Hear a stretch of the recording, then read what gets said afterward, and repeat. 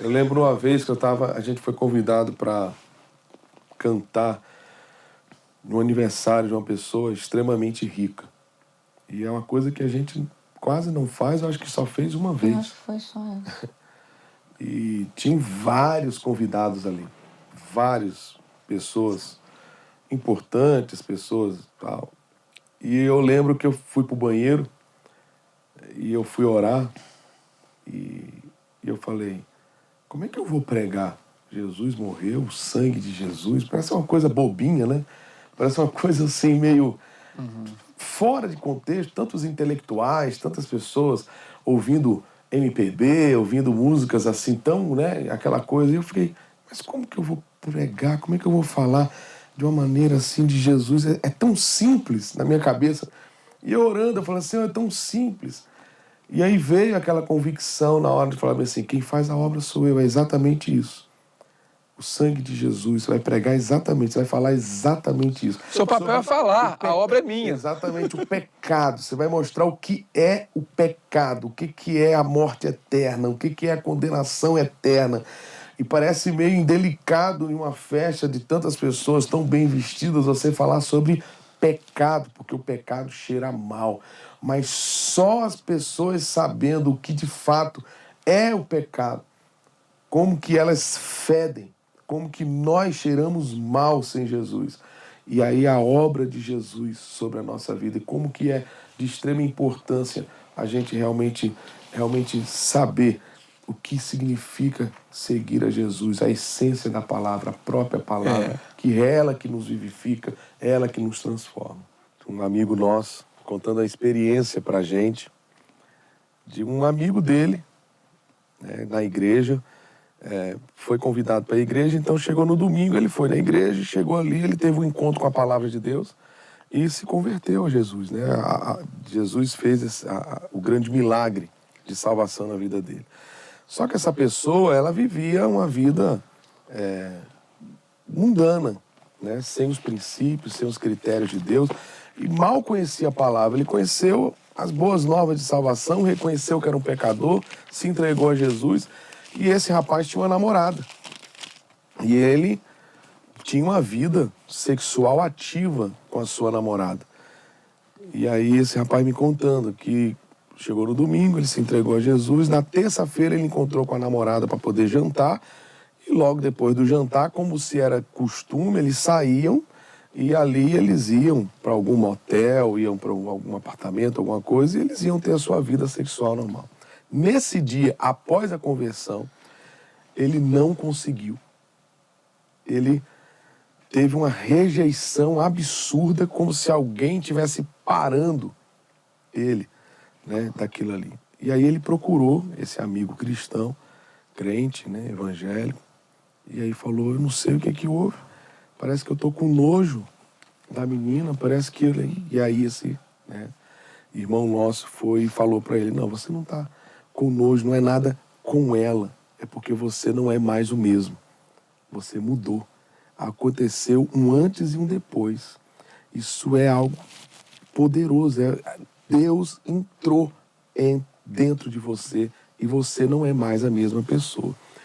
E uma das coisas que eu mais falo nesses últimos dias é que existe hoje um evangelho para o jogador de futebol, para o rico, um evangelho para a celebridade, um evangelho para o artista. E uma das coisas que mais me fascina na vida de Jesus é que ele encontrava com Nicodemos e era o evangelho do reino. E é esse texto que eu vou falar. e ele encontrava com a prostituta. Era o mesmo evangelho. Era o mesmo evangelho. Então, olha, Nicodemos, um bambambam, era o mesmo peso e a mesma medida. E para a prostituta, a mesma coisa. E a gente vê, porque Jesus não deixou os caras apedrejarem. Não deixou, mas falou com ela, vai e não peques mais. Sim. E hoje o que a gente ouve é o seguinte, não, Jesus te aceita como você é. E é como se Jesus estivesse passando a mão na nossa cabeça. Então tem que, de fato, nascer de novo e não viver nesse eterno processo. Paula sempre diz, é a mesma história. Fulano está no processo. Mas, ora, nunca há um antes e um depois, não há um marco, né, na vida dessa pessoa. Essa história de processo, para mim, que a gente passou, ouvindo muito muito todo o nos processo, últimos né? anos, eu comecei a questionar. E eu falava com ele, meu amor, me ajuda. Esse é um novo evangelho, na verdade. Entender isso. Esse é um outro evangelho. É o evangelho do processo. Só que vai calhar com outro processo, o processo do inferno. Que a pessoa vai viver um eterno processo no inferno. Processo de quê? De agonia. E as pessoas não saem desse processo. Ela está no processo. Ele está no processo. Mas, para aí um pouquinho. Então, isso está querendo... Eu não sou contra, eu sei que as pessoas passam por processo. Eu passo por processo. Mas, assim, eternamente no processo, isso não seria uma justificativa para a vida que eu tenho sem crer que Deus é poderoso o suficiente para mudar a minha vida? E aí, eu lendo esse livrinho... David Platt, siga-me.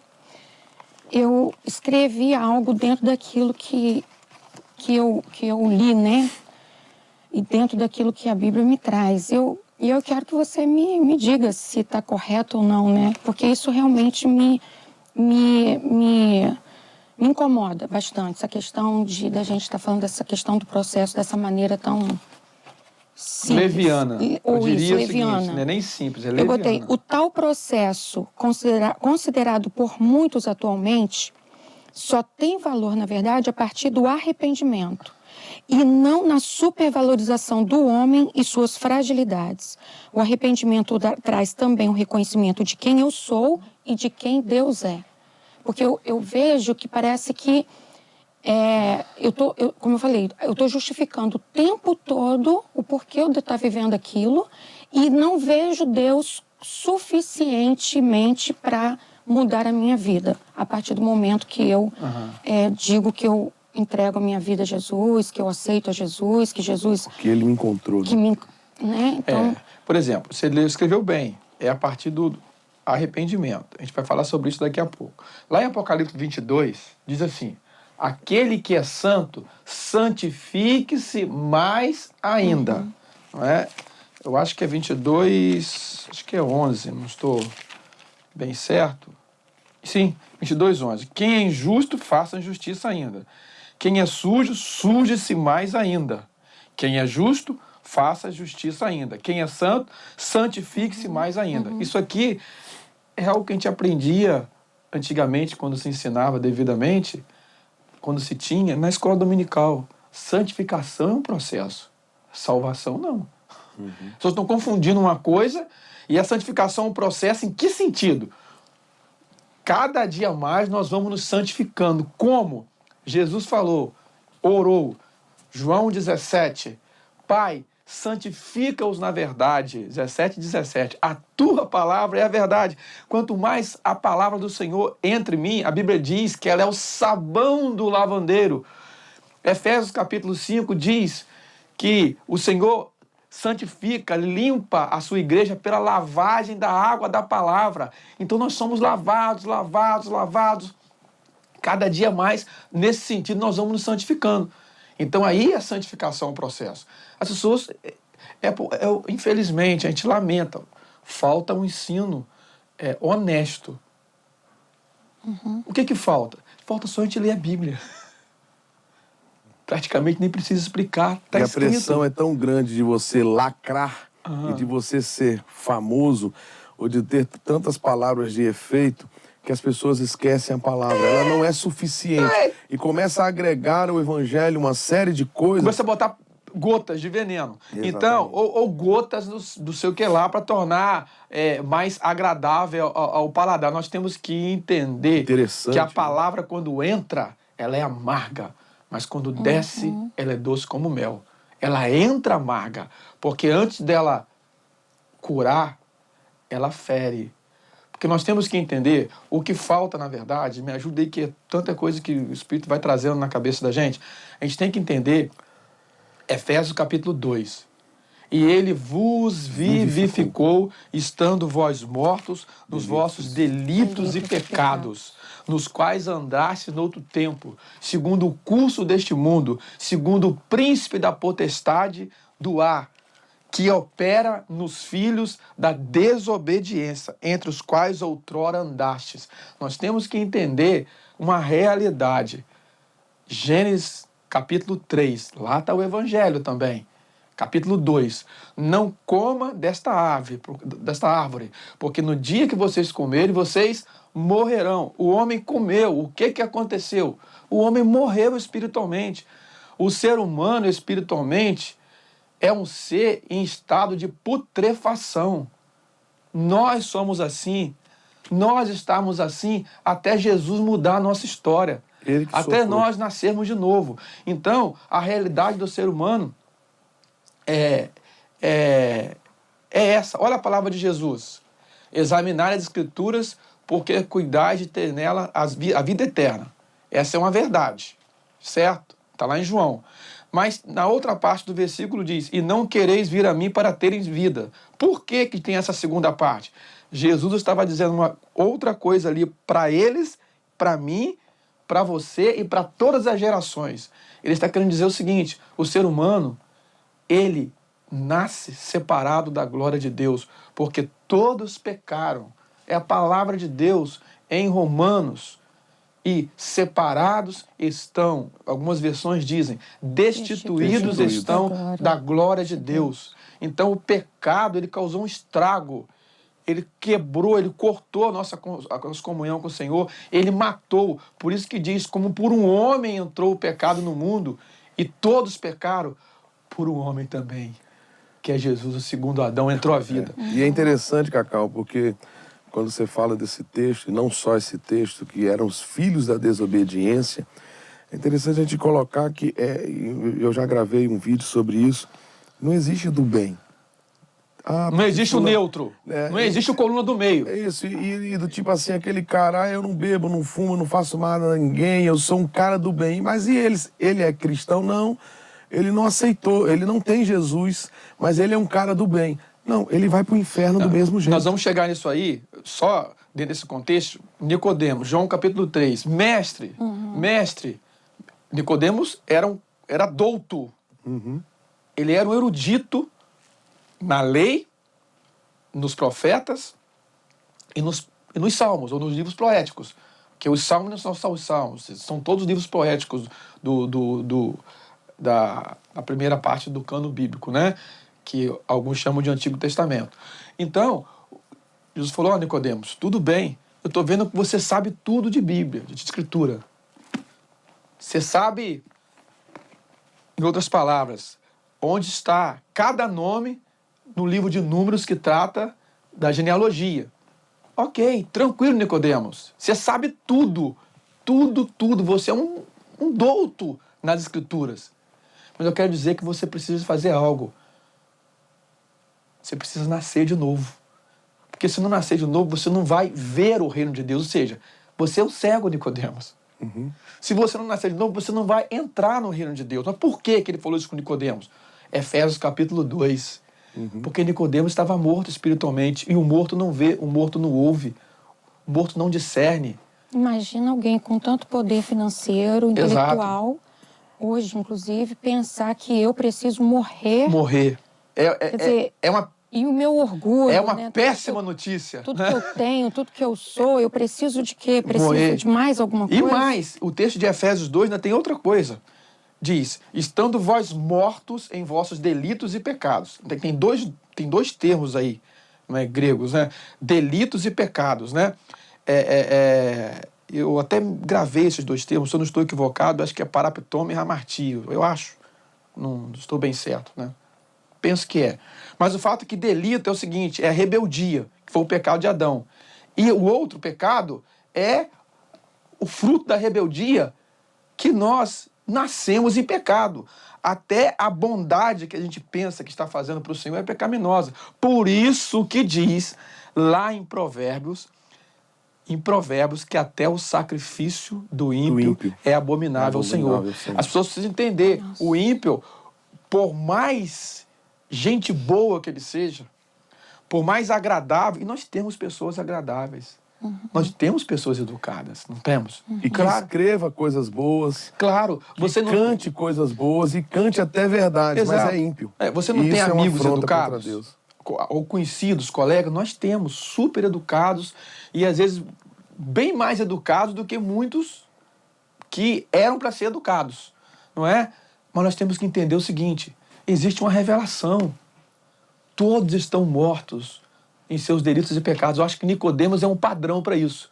Porque não tem ninguém na Escritura tão, vou usar uma linguagem, de tanta excelência na condição de ímpio, de tanta excelência como Nicodemos. Não temos. Não é? E foi buscar Jesus nas melhores das intenções.